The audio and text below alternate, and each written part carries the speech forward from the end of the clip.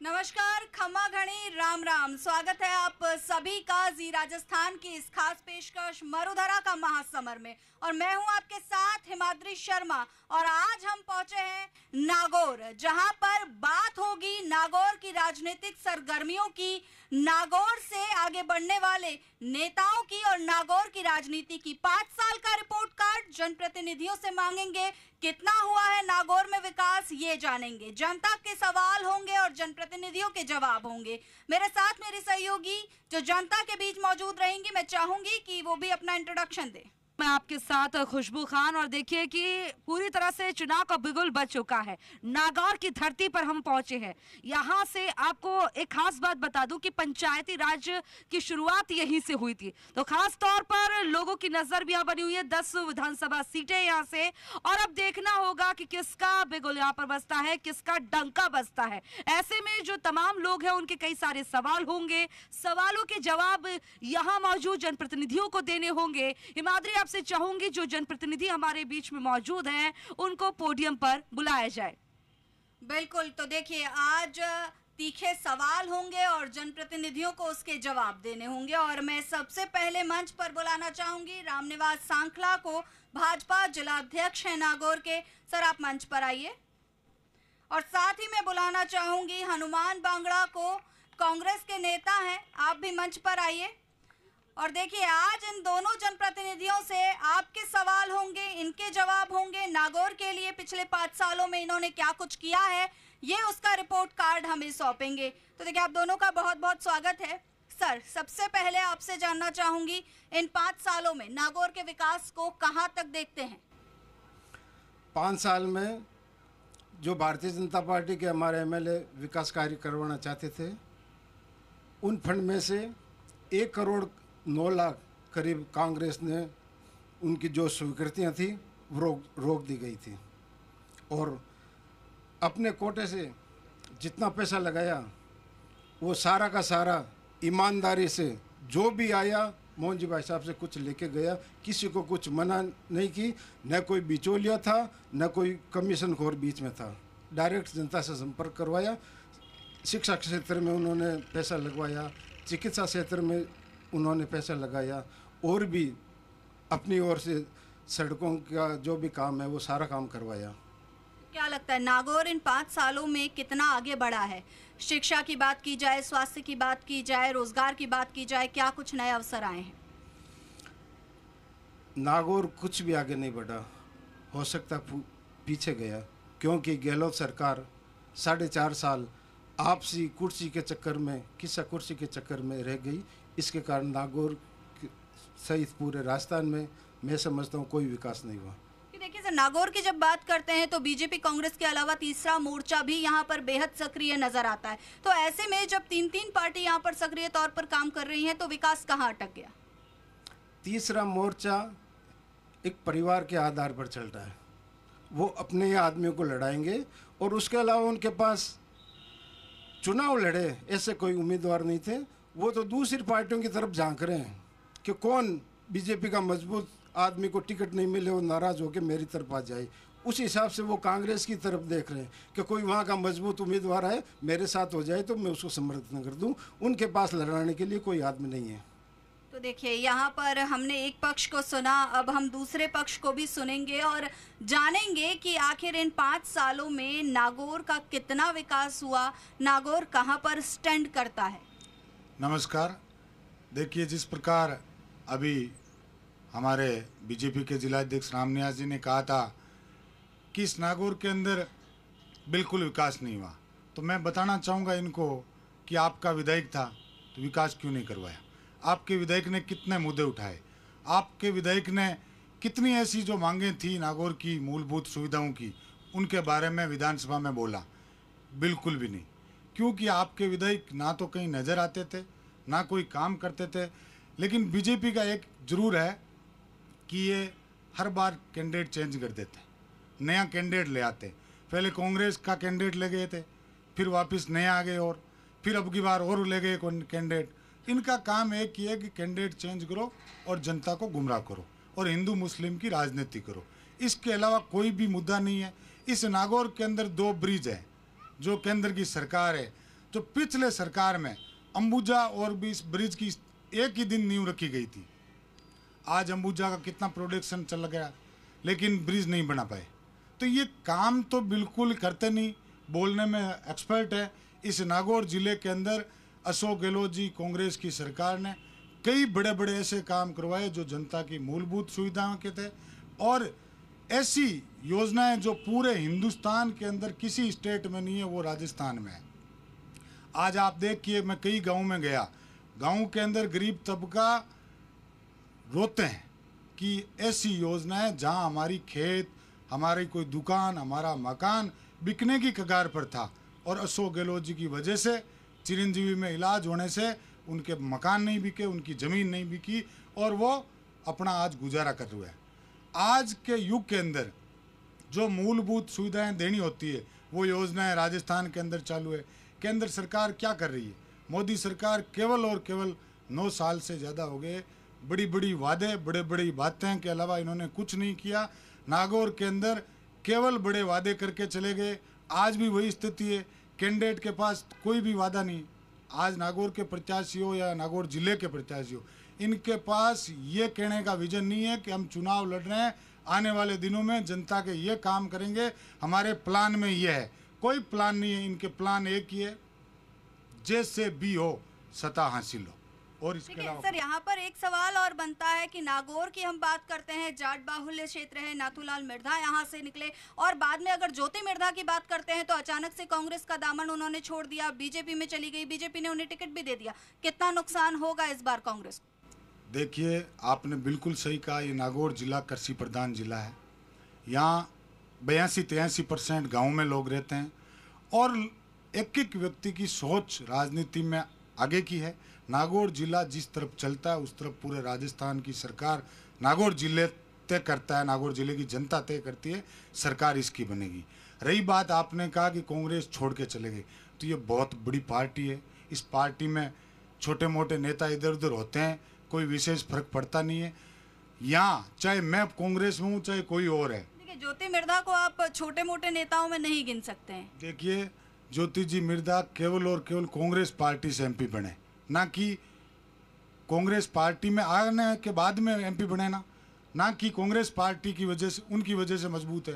Congress party आज भी मजबूत उसी स्थिति में पहले भी थी।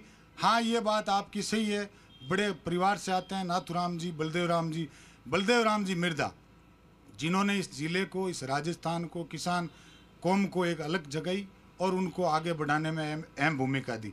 लेकिन इसका मतलब ये नहीं कि उनकी 7 पीढ़ियां कुछ भी नहीं करे और लोग वोट दें। ये जनता आज की जनता नहीं है। जनता चाहती है कि आज जो, चाहे कांग्रेस का है, चाहे बीजेपी का है, चाहे कोई अन्य दल का है, जो जनता के बीच में रहेगा, जनता के काम करेगा, जनता की सुनेगा, उसको जनता वोट देगी, चाहे वो कोई भी व्यक्ति हो। मैं अभी कहूँ आपको, मेरे दादा ने ये किया, मेरे नाना ने ये किया, मैंने कुछ नहीं किया, तो फिर आप मेरे को कैसे वोट दोगे?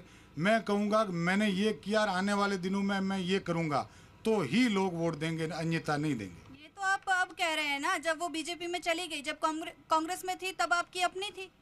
देखिए, मैंने पहले भी कहा था, हो सकता है कभी आपसे मुलाकात नहीं हुई या ऐसा मुझे भी मौका नहीं मिला।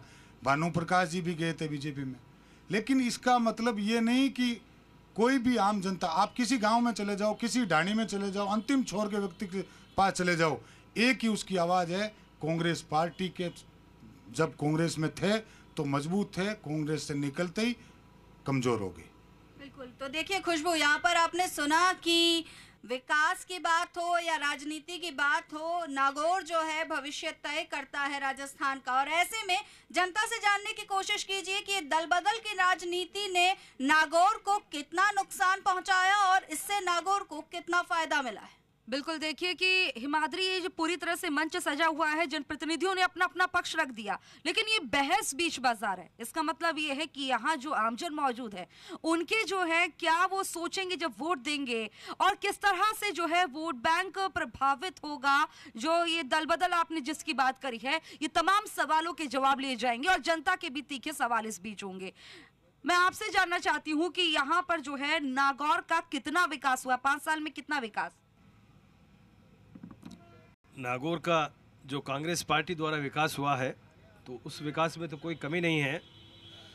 यहाँ के जो वर्तमान के विधायक श्री मोहनलाल जी थे, लेकिन वो एक संतुष्ट प्रकृति के मैं उनको मानता हूँ कि उनको विकास से और दूसरी चीज़ों से कोई मतलब नहीं था। केवल मात्र उन्होंने अपने समय व्यतीत किया और अच्छे से व्यतीत किया, इसमें कोई शक की बात नहीं है। लेकिन बहुत कुछ विकास करवा सकते थे।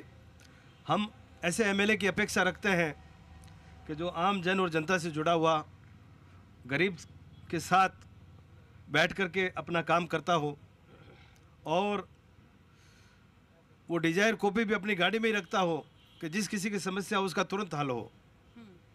ऐसे साधु प्रकृति के विधायक की ज़रूरत है, न कि ऐसे लोगों की ज़रूरत है जो अपने नाम के लिए चुनाव लड़ते हैं, अपने पावर बढ़ाने के लिए चुनाव लड़ते हैं। ये क्या कि आप किस पर निशाना साध रहे हैं? मैं सब पे कहता हूँ, मैं तो चाहता हूँ कि ऐसा विधायक नागौर से चुना जाए जो आम जन और जनता के साथ अपनी बात रख सके, उनकी बात सुन सके। गरीब और दलित का भला किस प्रकार से हो, आम आदमी का भला किस प्रकार से हो, ऐसी सोच रखने वाला विधायक होना चाहिए। चलिए, ये तो आपने अपना पक्ष रख लिया। भाई, जिसे भी सवाल करना है वो हाथ ऊपर कर ले, मैं उसके पास आ जाऊंगी। और सर, आप कुछ बोलना चाह रहे हैं। 5 साल में आप कितना नागौर का विकास देख रहे हैं? पिछले 70 साल, लगभग 72 साल इस देश को आज़ाद हो गए और नागौर को हम देख रहे हैं। मैं पिछले 2014 से, जब से नरेंद्र मोदी की सरकार इस देश में आई है, इस नागौर में ऐसा कोई भी विश्वविद्यालय, महाविद्यालय नहीं रहा जो यहाँ नहीं खुली है फैकल्टी। आप हमारे प्रिंसिपल साहब भी यहाँ विराजमान हैं। मैं यहाँ मेडिकल कॉलेज अगर नागौर में बनी है वो नरेंद्र मोदी की देन है। उस टाइम जो है हमारे यहाँ सांसद थे CR मिर्जा साहब, उनके प्रयास हैं। यहाँ एग्रीकल्चर कॉलेज है, यहाँ पॉलिटिकल कॉलेज है, यहाँ जितनी भी शिक्षा के जो क्षेत्र में विकास हुआ यह सब उनके कार्यकाल का हुआ। कोई पूछना चाहता था यहाँ पर, कोई सवाल आपका? मैडम, मेरा सवाल है कि अभी जैसे बीजेपी वाले जो कह रहे थे, ये बार बार नरेंद्र मोदी जी का नाम लेते हैं, ये कोई लोकसभा का चुनाव थोड़ी है, ये तो विधानसभा का चुनाव है। वसुंधरा जी की बातें बताओ ना, वसुंधरा जी क्या कर रही है या वसुंधरा से हम क्या चाहते हैं। और रही महिलाओं के, अभी ये बता रेप केस का, हमारे यहाँ राजस्थान जो रेप हुआ उसमें हाथों हाथ संज्ञान लिया गया। बीजेपी के तो बड़े बड़े लीडर ही रेप करते हैं, उनका आज तक कुछ नहीं होता है। तो इनका कौन बीच में नहीं बोलेगा? तो ये लीडर ही रेप करते हैं, उनका क्या अभी तक केस चल रहा है और ना कोई संज्ञान लिया जाता है। तो और मेडिकल कॉलेज की जो बात है, मेडिकल कॉलेज कांग्रेस पार्टी ने करवाई है, अशोक गहलोत जी ने करवाई है। मैडम मोतीलाल चंदेल, जिला उपाध्यक्ष नागौर। ऐसा है कि जिस प्रकार के प्रश्न उठाए जा रहे हैं, राजस्थान सरकार ने ये जो अपराध बढ़ रहे हैं उनके लिए राजस्थान में कितने न्यायालय खोले हैं, पॉक्सो कोर्ट खोले हैं, बाल न्यायालय खोले हैं, ताकि इस प्रकार का जो भी प्रकरण हो उनका निपटारा मतलब अतिशीघ्र हो सके। आपने देखा होगा कि अगर इस प्रकार का कोई अपराध भी होता है तो उनको दंडित करने के लिए 5-5 दिन में इस प्रकार के फैसले हुए हैं जो राजस्थान सरकार के द्वारा खोले गए न्यायालयों द्वारा हुआ है। तो हिमाद्री, आप देख रहे हैं कि आरोप प्रत्यारोप का सिलसिला ये लगातार जारी है। लेकिन ठीक है, आपके पास आएंगे सर। देखिए, एक बार हमारे जनप्रतिनिधि जो यहाँ पर मौजूद है आपके, उनसे जो है पहले तमाम जो सवाल अभी उठे हैं, जो आरोप प्रत्यारोप लगे हैं, उनके जवाब ले लिए जाए। यहाँ पर दोनों ही तरफ से सवाल उठे हैं और अब जवाब भी आप दोनों को देने होंगे। सवाल आपने जनता के सुने, क्या कुछ समस्याएं हैं आपने जानी, अब उनके जवाब दीजिए।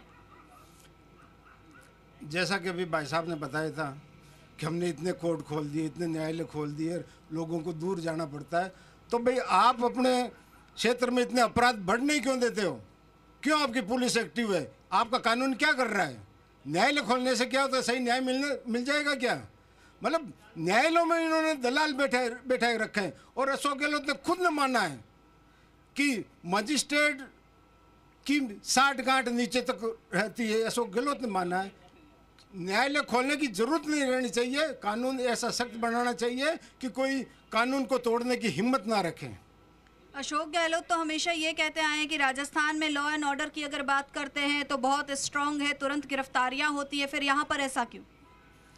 लॉ एंड ऑर्डर जनता के लिए नहीं है, वो सिर्फ सफ़ेद पोस्ट बैठे हैं ना उनके नेता, केवल उनके लिए लॉ एंड ऑर्डर है। लेकिन जनता हर क्षेत्र में त्राई माई मचा हुआ है। कोर्ट के ऊपर यही लोग आरोप लगा रहे हैं। आज स्थिति देख लो, हर क्षेत्र में, नगर पालिका में भी उठा पर देख लो, भ्रष्टाचार को इन लोगों ने शिष्टाचार बना रखा है। दूसरी तरफ हमारे मोहन जी भाई साहब को देख लो, एक पैसे का कोई भी आरोप नहीं लगा सकता है। और राजस्थान में ये पहला उदाहरण है कि एकमात्र विधायक है जिन्होंने पहले ही कह दिया कि मुझे चुनाव नहीं लड़ना है। बिल्कुल, देखिए तो सर किस तरह की बातें सामने आ रही है कि नशाखोरी की तरफ युवा बढ़ रहे हैं, और ऐसे में अगर इस तरह की नशाखोरी नागौर में देखने को मिल रही है तो सरकारें यहाँ पर क्या कर रही है, आम जनप्रतिनिधि यहाँ पर क्या कर रहे हैं, स्थानीय नेता क्या कर रहे हैं? देखिए, मैं आपको ये बताना चाहूँगा कि इनको भी पता नहीं पूरे आंकड़े। बीजेपी का जब 13 से 18 में राज था तो यहाँ कितने मुकदमे नशे के हुए, आज 18 के 23 में हुए। बहुत ही कम स्तर नीचे आ गया नशे का।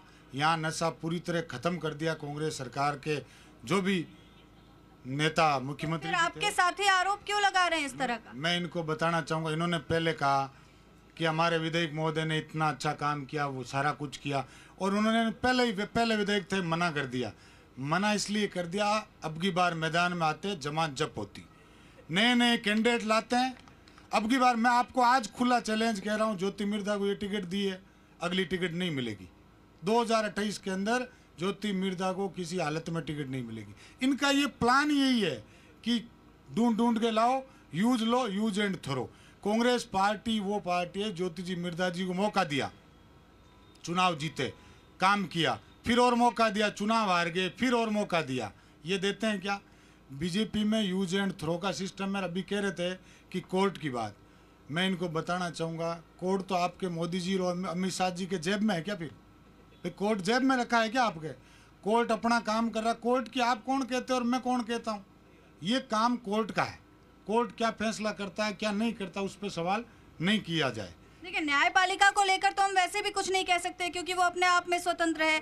लेकिन बात आपने करी ज्योति मिर्धा की, ज्योति मिर्धा को बीजेपी ने टिकट दिया, कहीं ना कहीं आपके यहाँ से असंतोष था, इसलिए वहां पर गई, आपके यहाँ काम नहीं करने दिया जा रहा था, ये उनका कहना था, घुटन महसूस हो रही थी। ज्योति मिर्धा का ये बयान आया था। देखो, सुनिए मेरी बात। पहली बात तो इन्होंने जो कहा है ना, घुटन महसूस, अब उनको घुटन हुई या कोई और उल्टन हुई, क्या हुई पता नहीं, वो तो मेरे को, या कोई ईडी पीडी का कोई डर था। आजकल क्या है, पहले लोगों के यहाँ था, हमारा कृषि प्रधान जिला है, टीडी का, कि टीडी आ जाएगी, टीडी आ जाएगी। अब है ईडी आ जाएगी, ईडी आ जाएगी।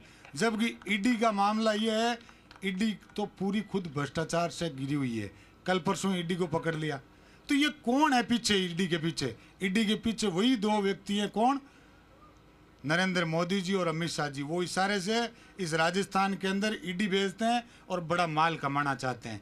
इस राजस्थान में, पूरे हिंदुस्तान में आपको बताना चाहूँगा, इतना सिस्टम फेलियर है पूरे हिंदुस्तान का। आप पूरे हिंदुस्तान में घूमे होंगे, किसी भी राज्य के अंदर जहाँ कांग्रेस की सरकार है वहाँ तो और कुछ कंट्रोल है, बाकी तो हालत इनकी खराब है। और अभी ये कह रहे थे कि हबीबुर रहमान जी को हमने 2 बार टिकट दिया। आपने टिकट दे दिया, बहुत बड़ी बात कर दी, 8 में और 13 में, फिर 18 में क्यों काटा? इसलिए काटा 2014 के अंदर मोदी जी आने के बाद में इन्होंने केवल और केवल ये एक ही तरीका अपना लिया। अभी 200 टिकट बांटे हैं, कुछ एक टिकट रहे हैं, एक भी टिकट दिया किसी को? क्यों नहीं दिया? पहले आपकी ईडी वाली बात का मैं जवाब ले लेती हूँ। अक्सर राजस्थान में सुनने में आता है कि जब जब कोई सरकार के खिलाफ बोलता है तो उसके यहाँ पर ईडी की कार्रवाई हो जाती है। ऐसा क्यों? बार बार बीजेपी के आरोप क्यों लगते हैं बीजेपी पर? चोर मचाए शोर।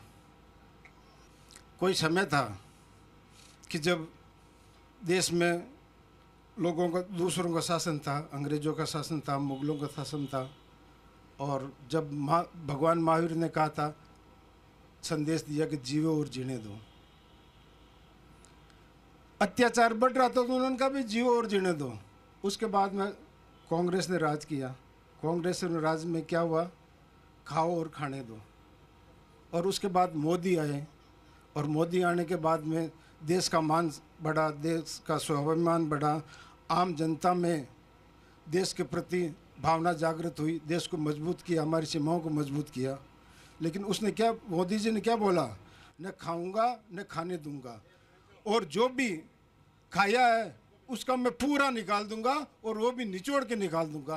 तो इनको ये डर है कि कहीं मोदी वापस आ जाए और राज आ जाएगा तो जो भी हमारे काले कारनामे हैं मोदी जी उजागर कर देंगे। ये जो छापेमारी होती है ये हमेशा कांग्रेस के नेताओं के यहाँ होती है, बीजेपी पर असर क्यों नहीं?